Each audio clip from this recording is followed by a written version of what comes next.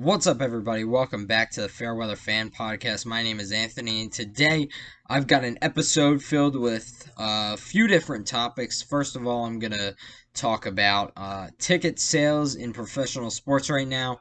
I'm going to follow that up with the short segment, which is kind of the main idea for this podcast about what moves the Flyers should make at the trade deadline.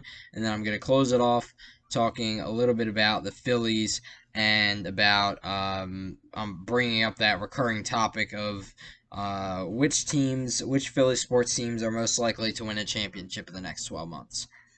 So fair warning, this week's episode is going to be very, very, very pessimistic. Whereas past episodes have had a sort of balance between optimism and pessimism, there is not much optimism in this episode because Philadelphia sports and optimism do not go hand in hand, whereas pessimism and Philadelphia sports do most of the time. But anyway, let's start with just a general topic. And I think I did something in a previous episode that was kind of like this, where I pointed out something bad that an organization was doing.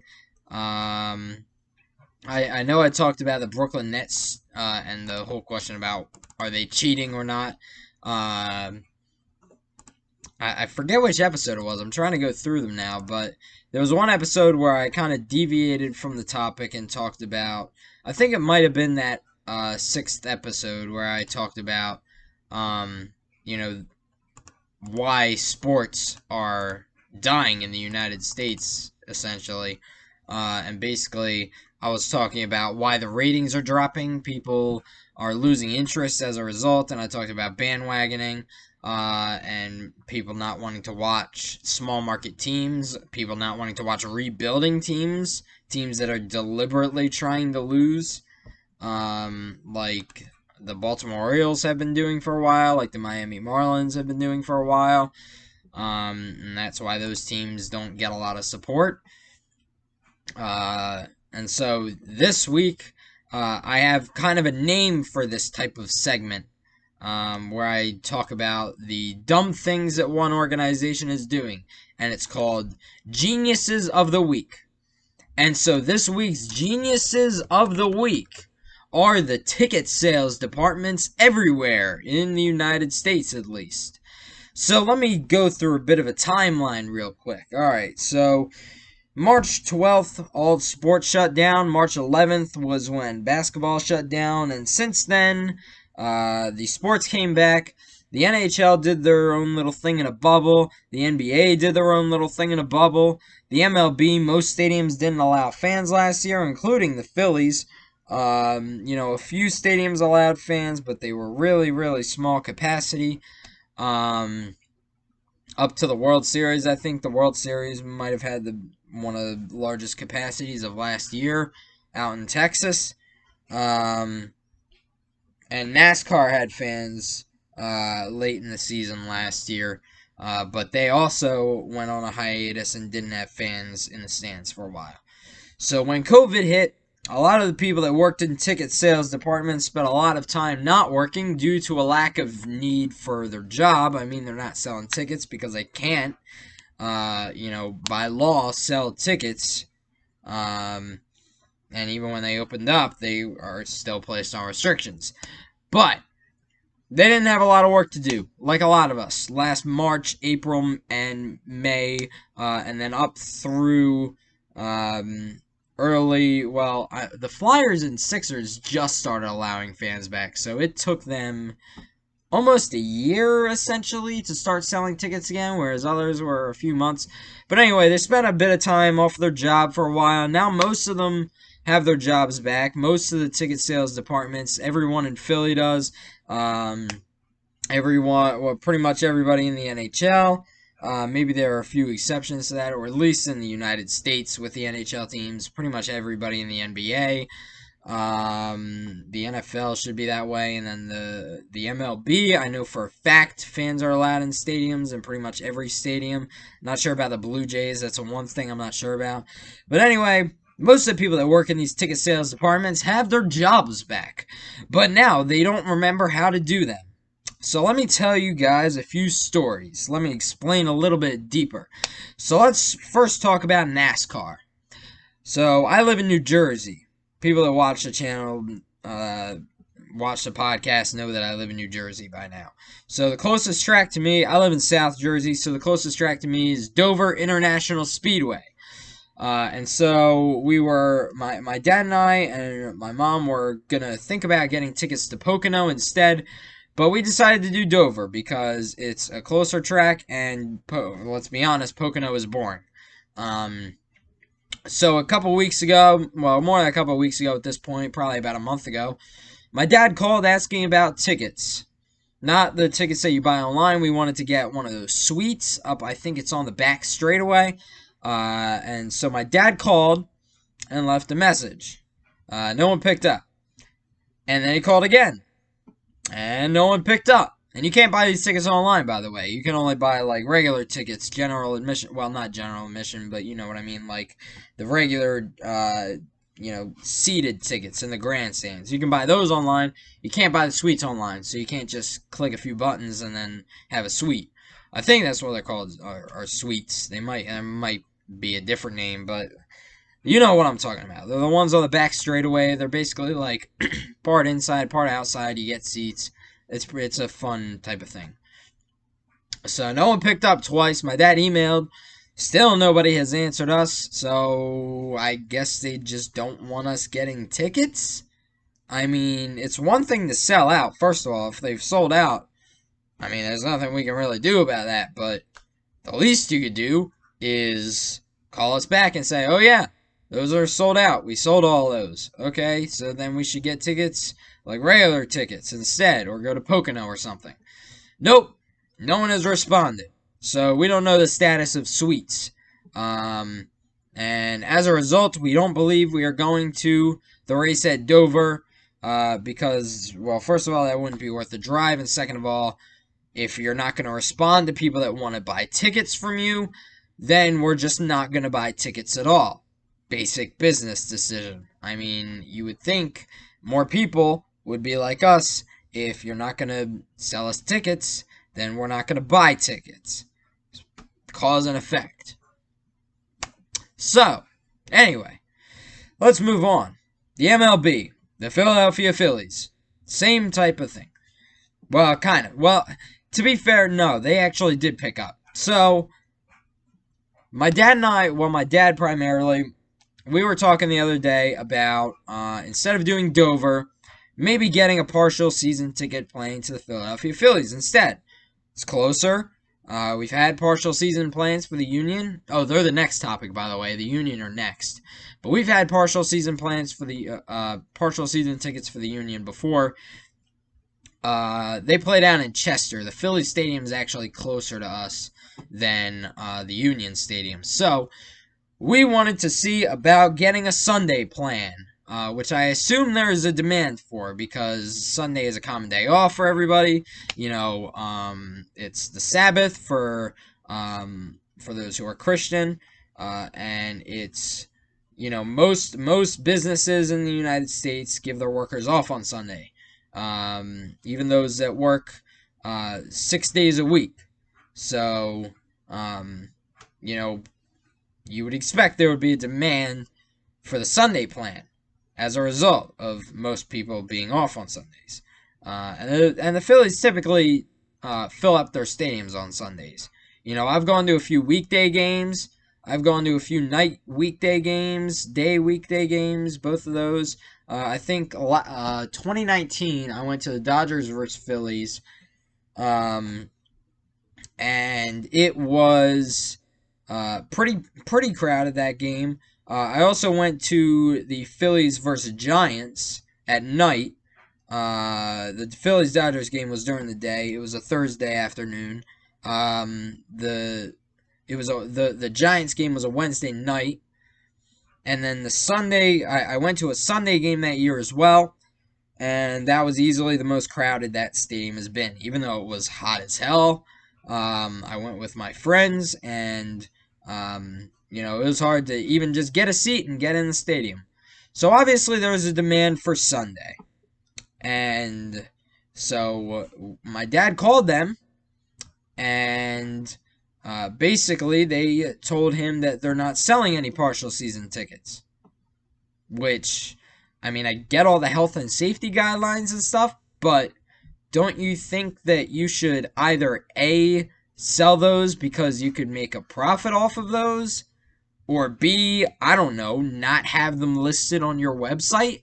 I mean, they literally have games for partial season ticket plans. They have 5 plans, and they have games listed under each of them, and they basically say call for details or something like that. Let me get up the exact page that I'm talking about.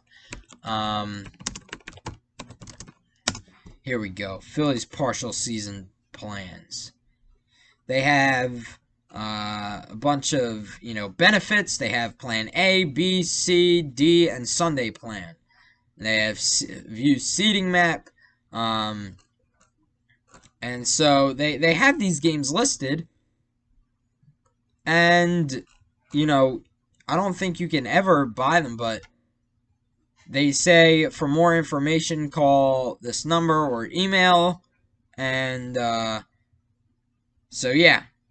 They say season ticket plans will not include the first 19 games. And yet, I think they might have just added that. That was definitely not there before. And so if you scroll down, they still have some of those games for the first 16 games. Oh, and by the way, while we're talking about the Phillies, they released tickets to the first 19 games, like I said, or like I read off their website. They said they were going to release more information, early in April. And now that has become, it says now they will now, email additional information in the coming weeks. So we went from early April to the coming weeks. And now I'm not a business major, but you would think that the more time something is on sale, the more sales of that thing you would make. That's just what I kind of think in my own head. And so I know they don't want to start selling seats for everything yet. But you would think that they would at least have 8,800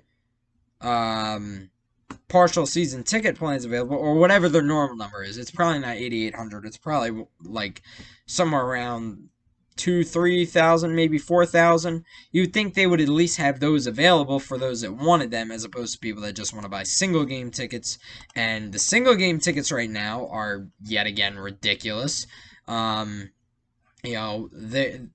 many people are going to want to pay the amount they're charging now, at least over the summer when it's absolutely devastating and miserable to be there because it's so hot outside.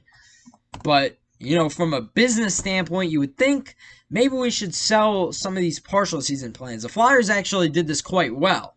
The Flyers put tickets on sale for their season ticket members first, and for the partial people, the people that were Inside Edge members, and I think the Sixers did this too. Sixers, I never got anything there was never anything that the Sixers really mentioned about getting tickets, which is kind of weird to me. I think it might just be season ticket holders. I'm not sure, but the Sixers did this wrong as well. The Flyers should be like the model because they did everything right.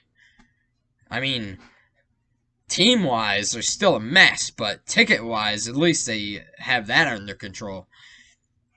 But yeah, you don't get any special preference for being a partial season ticket member, and even from the perspective of somebody who's not a partial season ticket member, even if we weren't going to get partial plans yet, why are they not available for people that want them, that are willing to pay that much? Because eventually, you're going to have to start dropping the prices on these things. Because you're going to be essentially paying the price for all the games when you're not getting at least the first 2 or 3 in some instances. I mean, with the Sunday plans,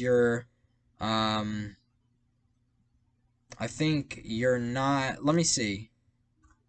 Now, this isn't even, oh, there we go. The Sunday plan, you're missing everything. You missed the one last weekend. I think there was the home game last weekend. You missed that one. You're missing the Cardinals one. That's supposed to be this weekend. Oh, here we go. Yeah. So you're missing 3, basically. The Braves, the Cardinals, and the Mets. So they're pretty much going to have to start dropping the prices on those things, or they're not going to sell any of them when they eventually do go on sale, if they go on sale. And if after all of this, they don't put these partial plans still on sale, then they're just not going to make any money, you would assume. I mean, people are still going to buy single tickets, but they're not going to be there for enough games. And if the Phillies aren't playing good this summer, they're not even going to be able to fill up the amount of seats that they're allowed to have. And if by the summer we're at 50% capacity, that's up to the city of Philadelphia, but it should be at around 50% capacity. So that would be what, 20,000 some seats? You're not going to sell 20,000 seats. They don't even sell 20,000 seats for like a pre-COVID time. They weren't selling that much. So they're definitely not going to sell them during COVID if they're not offering a partial season ticket plan. And now on the flip side, you have the Philadelphia Union, who are the laughing stock of the league as always, or the laughing stock of the world as always. They are doing the opposite of the Philadelphia Phillies. They are not selling single tickets. They are only selling partial season ticket plans. So if you're like me and want to go see a couple games with a friend or with a few friends or something like that, you can't do that. You have to buy a partial season ticket plan right now. Why? I don't know. But that's just, and that granted, that stadium is smaller. But you're not going to sell single tickets at all? This one does make the most sense out of all of them, because there are probably the only people that really go to Union games are season ticket members. But still, like, they don't have any information listed about single game tickets on their website. So, what do you expect fans that want to go to games to think? That they have to get a partial plan to get in? If that's the case, just tell them. So, in conclusion, if I want to get Phillies tickets, I have to pay a ton of money and can't get more than one game. If I want to get Union tickets, I have to pay a ton of money and can't get anything less than the games included in the package. And if I want to get a suite at a Dover race, I can't even get that at all. So if you're a somewhat competent individual that's watching this video, congratulations, because you are smarter than the executives that are making decisions on ticket sales for professional sports teams and leagues across the United States. Let's move on now from our geniuses of the week into the Philadelphia Flyers, who are the greatest team in the world to talk about, especially right now, because they just lost to the Buffalo Sabres for the 3rd time this season. And the Buffalo Sabres are 10-25-6, and out of those 10 wins, 3 of them came from the Philadelphia Flyers. Good few of them probably came from the Devils. But yeah, Philadelphia Flyers. They're now 4 points out of a playoff spot with 3 less games than the Bruins, when they could have been, at the end of today, they could have been within 2. And so I've asked in the past, are the Flyers buyers or sellers of the trade deadline? And the answer is pretty simple. It's sellers. And anybody in the right mind agrees with me. Now, this segment isn't going to be too long because usually when I give my opinion on something on this channel, I think that it might happen, like there's a prospect of it happening. So if we go back a few episodes, let's see if I can find it. The idea of what moves the Sixers should make at the trade deadline. And I was talking about the players that they shouldn't give up, the players that they're willing to give up, and the players they might consider for like a package or like some sort of 3-team deal. And I put Tony Bradley in this might consider list. And I talked a little bit about him in that video. Because I thought like he might be somebody that the Sixers might trade, whose name hasn't really been mentioned. But I wasn't like I talked a little bit about him, and then they wound up trading him in the end. Um, and so usually when like I want to give my opinion on something like that, when I want to talk about moves a team should make at the trade deadline, and I'm talking about specific players, I'm going to talk about players that I think they might trade. Like I'll talk about things that are realistic.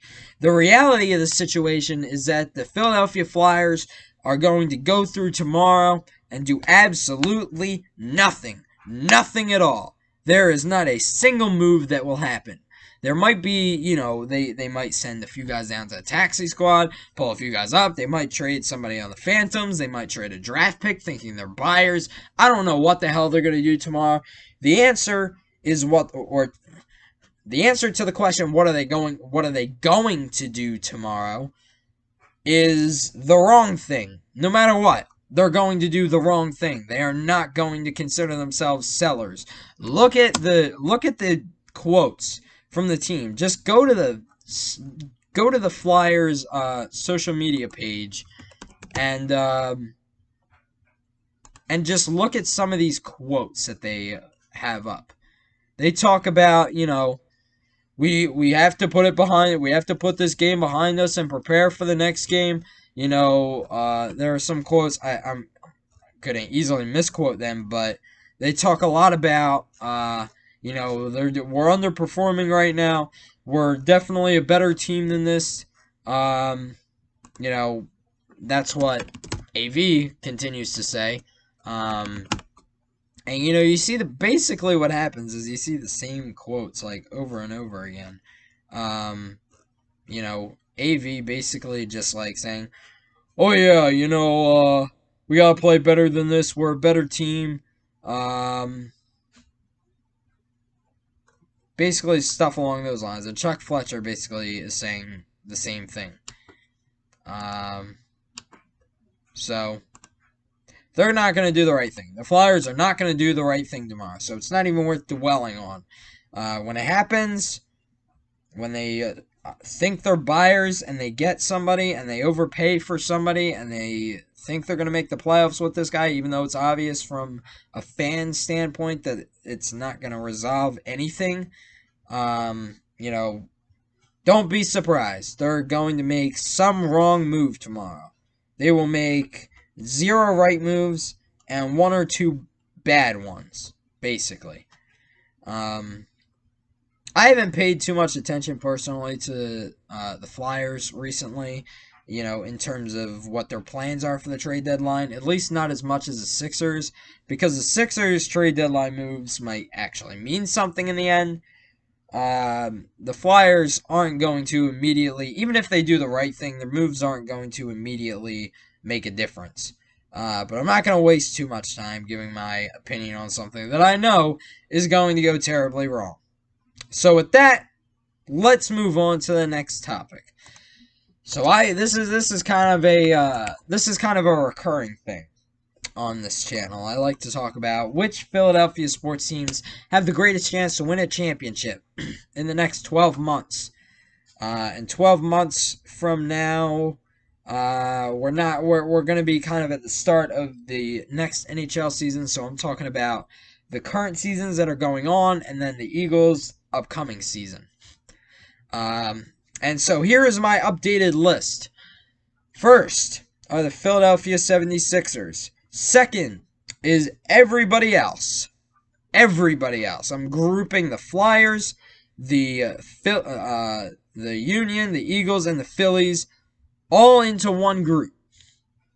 The Sixers are the only team, in my mind, with a chance at winning a championship in these next 12 months. And so I've already discussed the Flyers, the Union, and the Eagles and why they're not going to win a championship. And it's pretty obvious to fans of any of those teams that they're not going to win a championship, except perhaps the blind faith Union faithful crowd, whatever you want to call them. Sons of Delirium, whatever the hell you want to call them.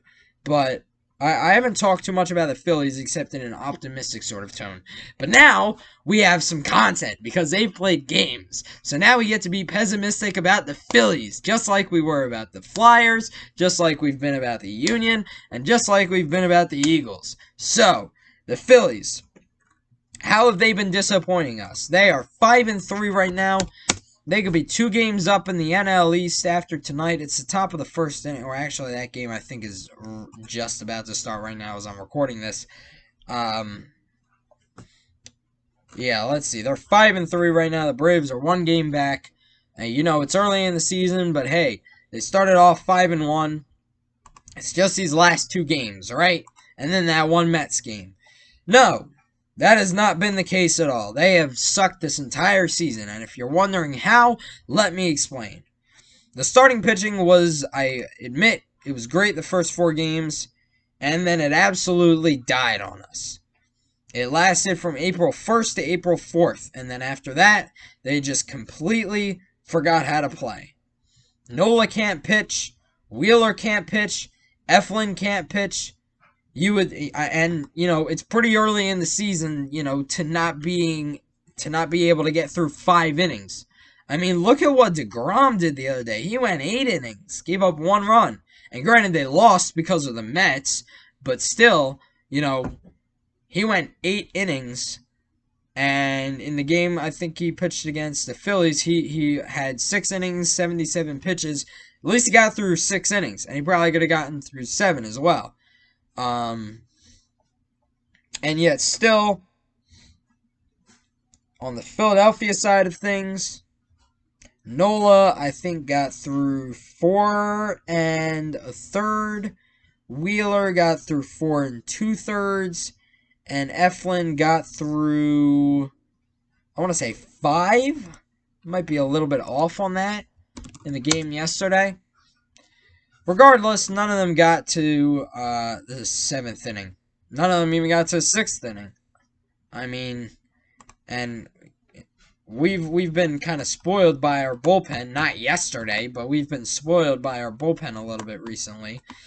But, when you're on a 7-game road trip with no days off, you can't exactly afford to use your bullpen the way that they've been using it. You need some length out of your pitchers. And if they're not giving you length, and here's the thing, I love watching pitching.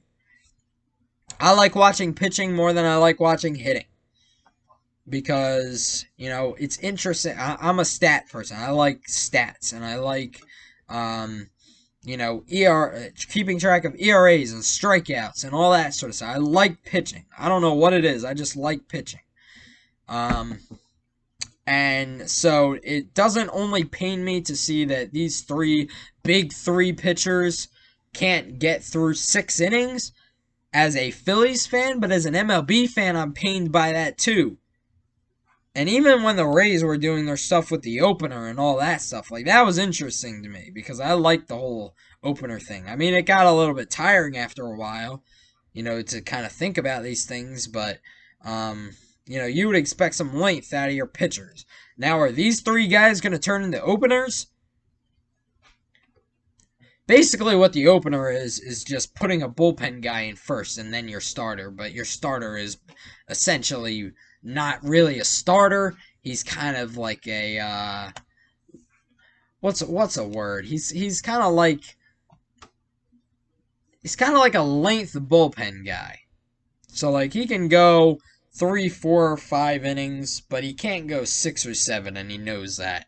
And then eventually they might become a starter, but the likely thing is they'll stay in the bullpen and just be open or whatever, the bulk guy. I think that's the name for it. And so anyway, the starting pitchers can't pitch. Alvarado completely forgot how to play the game of baseball in the second road game versus the Braves. That was yesterday's game. Between Hazley and Quinn, neither center fielder can hit their way out of a paper bag, and it's gotten to the point where I'm honestly starting to think a little bit about, okay, well, Odubel Herrera, maybe he has changed as a human being. My mind is at that point right now where, I want them to bring back Kingery, but Kingery stunk in spring training, so he's probably still not going to do anything if he's called up. But I'm starting to think a little bit about Odubel Herrera because neither Hazley or Quinn are good. Rhys Hoskins has completely forgotten how to play first base, and I'd be even angrier at him if he weren't hitting well as well. But he's had 3 drops to start the season, and each of those 3 drops were entirely his fault. And he might have more than that weren't his fault, but I've seen 3 that were 100% his fault. And then hitting all around, I mentioned this before on Twitter, hitting all around has been lackluster. I think I actually mentioned that in the last podcast episode too. The team is only scoring an average of 3.87 runs per game, which is 17th in the league right now. But last year, that would have been good for 28th. There's 30 teams in this league. 3.87 runs per game? That's bad. That means, like, you're scoring essentially 4 runs per game, and then some games you're not even scoring, like, you're scoring 3. And this isn't hockey. Like, the average score for baseball games is you want to get 5, 6, 7 runs. Like, that should be your goal. They're only driving in less than 4. That's just sad. And so the stats as of yesterday, the game's going on right now, or the game has just started while I'm recording this. Let me see if anything has happened yet. It's actually the middle of the first. The Phillies did nothing in the top of the first. Let's see. McCutchen popped out. Hoskins flew out. And then Harper struck out. Oh, and then Ronald Acuna just singled. Literally just to start the game. So that's cool. Let's see. How many pitches has this guy even thrown so far? I don't know. Drew Smiley's on the mound. He's thrown 8 pitches in the first inning. 8 pitches. And 3 outs in 8 pitches. Wow. That's just bad. You can't even get that number in double digits if you're the Phillies? Come on. Anyway, let's talk about the stats of hitting. Bohm is batting .200. Granted, he had that 1 good home run. Let's just take the Mets 8-2 win out of the equation for a second. Think about how this team has played this season. Have they been at all good? The answer is no. They haven't been hitting at all outside of that game. Bohm is batting .200. Segura is batting .226. McCutchen's batting .208. Hazley's batting .211. That's after yesterday's game. Not today's game. Not counting today's game. And those 4 guys are all consistently in the starting lineup. So you've got no hitting from 4 guys that are in the starting lineup. Oh, and then Matt Moore just gave up a 2-run homer as I'm recording this. So it's 2-0 Braves. Not a single out, and the Phillies are already giving up runs. Wow. Ozzie Albies 2-run homer. So they're going to be 5-4. They're 5-3 right now. They will be 5-4. And so in conclusion, this team is an all-around embarrassment, and we should stop even talking about the playoffs. I mean, I talk so much about, who would get that 5th wild card spot. It would be I thought it would be between the Phillies and the Mets. But the Mets suck, and the Phillies suck. So it's going to wind up being some team from the NL Central probably, unless San Francisco pulls through. But it's not going to the fifth spot, the 5th or the 2nd wild card spot, the 5th seed in the National League is not going to the NL East. By the way these teams are playing. I mean, the Braves will get in, but the Mets suck and the Phillies suck. So neither of those teams are getting in. Embarrassing. And we had high hopes for this team. 4 bad pitching games in a row. Actually, that's not true. 3 in a row, if you want to be technical. And then the other one against the Mets. Actually, no, this is the 4th game in a row because they lost. Well, the bullpen was good that day, but Nola struggled in the Mets game. And actually, if you want to include the game before that when they gave up 8 runs, this is a 5th bad pitching game in a row. So that's fun. Anyway, that's going to be it for this episode. Thank you guys so much for watching or listening if you're listening on Spotify. If you want to follow me, my social media is at fairweatherfan. That's PHAN. The website is fairweatherfan.weebly.com. Those links will be in the description of the YouTube video. Thanks for listening. I am upset that the Phillies still suck after all these years. And for the, what is it now, 15th season probably in a row? 1500th season in a row? No, it's definitely not 15 because they won a World Series. It's like 10 or something, but for the umpteenth year in a row, the Phillies are going to miss the playoffs. Cool. At least Matt Moore finally registered a strikeout, though, so that's cool. Anyway, thank you guys for listening, and I will see you next time.